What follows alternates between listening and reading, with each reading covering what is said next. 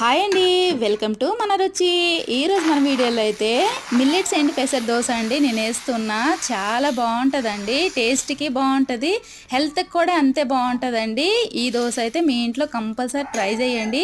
మరి ట్రై చేయాలంటే ఎలాగని అనుకుంటారండి, 5 నిమిషాల్లోనేనండి. ఈ మిల్లెట్స్ మొత్తం కడిగేసుకుంటాం కదా, కడిగేటప్పటికి అది నానిపోతాయండి. మిక్సీలో వేసుకొని ఇంకా ఒక 2 పచ్చిమిర్చి వేసుకోవాలండి, చిన్న అల్లం ముక్క వేసుకోవాలి, జీలకర్ర, టేస్ట్కి తగ్గట్టు సాల్టు, కొంచెం పసుపు అండి, చిటికెడు పసుపు వేసుకొని మనం అది పట్టేసుకొని ఇంకా పెనం మీద వేసుకోవడమేనండి దోశ. ఇది అల్లం చట్నీతో తింటే ఇంకా వదిలిపెట్టరండి, చాలా టేస్ట్గా ఉంటుందండి. మీరైతే ఒకసారి ట్రై చేయండి ఫ్రెండ్స్.